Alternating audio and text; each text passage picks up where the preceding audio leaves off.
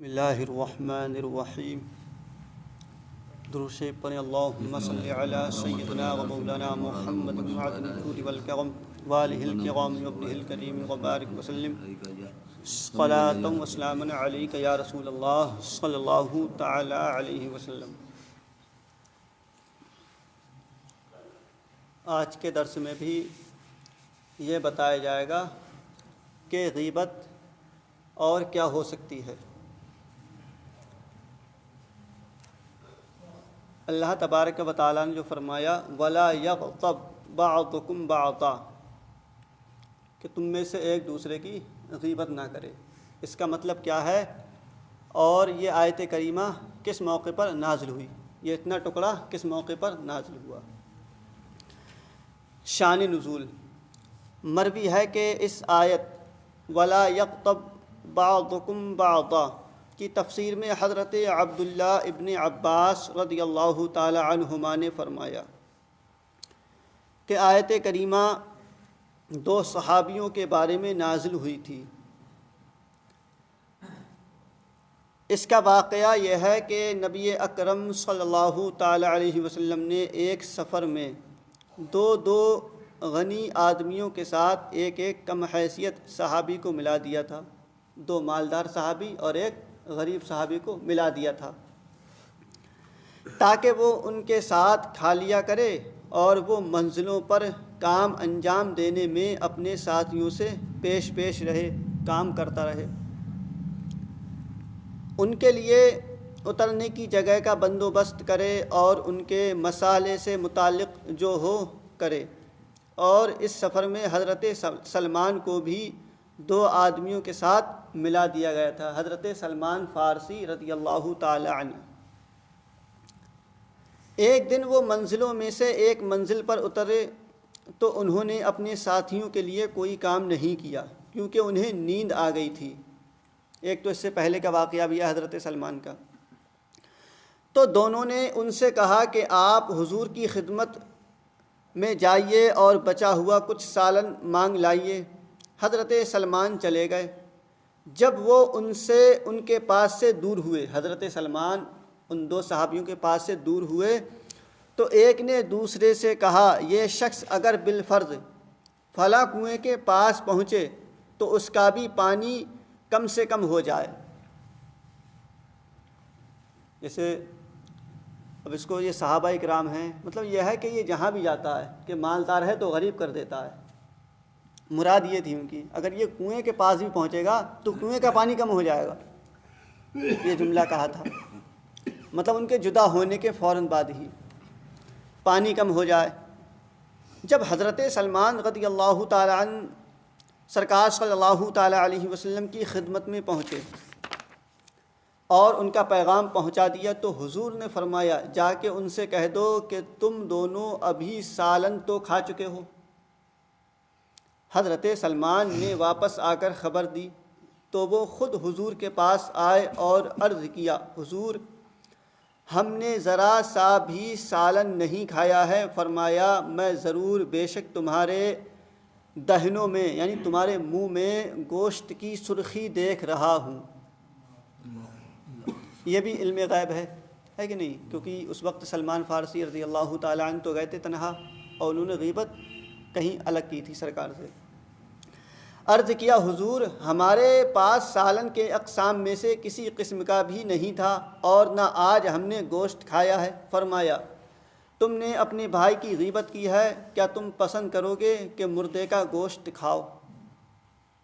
فرمایا تو انہوں نے عرض کیا نہیں۔ حضور نے فرمایا تو جس طرح تمہیں مردے کا گوشت کھانا ناگوار ہے اسی طرح غیبت سے بچا کرو، کیونکہ جس نے اپنے بھائی کی غیبت کی تو گویا اس نے مردہ بھائی کا گوشت کھا لیا۔ اس پر یہ آیت کریمہ بیان غیبت میں نازل ہوئی، بیان غیبت میں نازل ہوئی۔ وَلَا يَغْتَبْ بَعْضُكُمْ بَعْضًا أَيُحِبُّ أَحَدُكُمْ أَن يَأْكُلَ لَحْمَ أَخِيهِ مَيْتًا فَكَرِهْتُمُوهُ، کہ تم میں سے کوئی یہ پسند کرتا ہے کہ اپنے مردہ بھائی کا گوشت کھائے تو اس سے بچو، پرہیز کرو۔ غیبت نیکی لے گئی، گناہ دے گئی۔ مطلب یہ ہے کہ ہم نے کسی کی غیبت کی تو ہماری جو نیکیاں ہیں وہ چلی گئیں، اور جس انسان کے گناہ تھے وہ ختم۔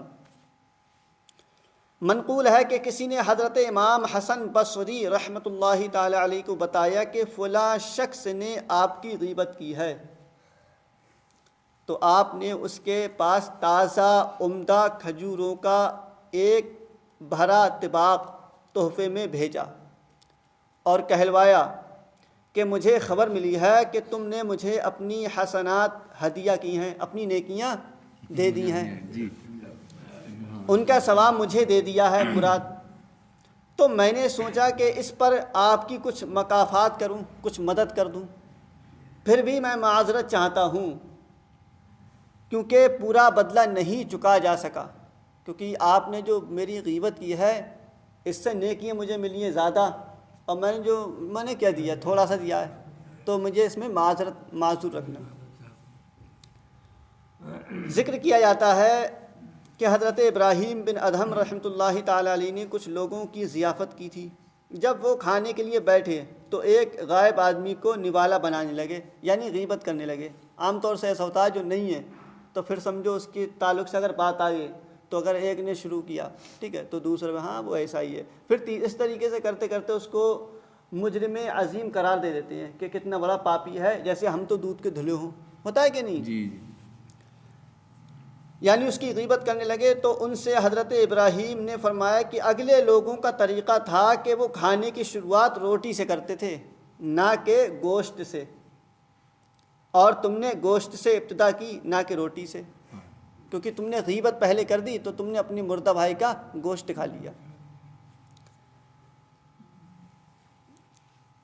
ان کرے کی نیکیاں، یعنی ہم نے نیکیاں کی نہیں ہیں پھر بھی ہمیں نیکیاں عطا فرمائے گا رب تبارک و تعالی۔ حضرت امامہ باہلی بزرگ صحابی رضی اللہ تعالی عنہ سے مذکور ہے کہ بندہ اپنا اعمال نامہ روز قیامت ضرور دیکھے گا۔ فمن یعمل مثقال ذرۃ خیرا یرا، تو جس نے ذرے برابر بھی بھلائی کی ہوگی وہ اس کو دیکھ لے گا۔ ومن یعمل مثقال ذرۃ شرا یرا، اور جس نے ذرے برابر بھی برائی کی ہوگی تو وہ اس کو دیکھ لے گا۔ غالباً حضرت عبداللہ ابن مسعود رضی اللہ تعالی عنہ سے پوچھا کہ ذرہ کیا ہوتا ہے؟ ذرہ جس میں مراد ہے ذرہ، تو یہ کیا، اس سے کیا مراد ہے؟ تو آپ نے اپنا دست مبارک زمین پر یعنی مٹی پر دھول پر مارا اور اس کے بعد اس پہ پھونک ماری، کہا ان میں سے ہر ایک ذرہ ہے، مطلب ہم نے ذرا سی بھی اگر نیکی یا بھلائی کی ہے تو ہم اس کو دیکھ لیں گے۔ حضرت امام اعظم رضی اللہ تعالی عنہ نے جب اس آیت کریمہ کو سنا تھا تو پوری رات تک آپ اسی میں متفکر رہے، آپ اسی فکر میں رہے کہ پروردگار عالم ذرہ برابر بھی، یہاں تک کہ صبح ہو گئی۔ جب مؤذن اذان دینے آیا تو آپ نے فرمایا کہ کسی سے کہنا مت یہ راز، مطلب اسی اس میں کہ ان کو پتہ ہی نہیں چلا۔ ضرور دیکھ لے گا قیامت میں جس نے ذرہ برابر بھی نیکی کی ہوگی، اس میں اسے کچھ ایسی نیکیاں دکھیں گی جو اس نے نہیں کی تھیں۔ عرض کرے گا اے میرے رب یہ میرے لیے کہاں سے آئیں؟ جواب ملے گا کہ یہ تیری غیبت کا بدلہ ہے جو لوگوں نے کی تھی اور تو اس سے لا علم تھا۔ تو اس طریقے سے بہت ساری نیکیاں ملیں گی، تو انسان صبر کرے اور جسے کرنا وہ کرتا رہے، سمجھائے، اگر نہیں مانتا تو کرے، اس کی نیکیاں ہمارے پاس آ رہی ہیں۔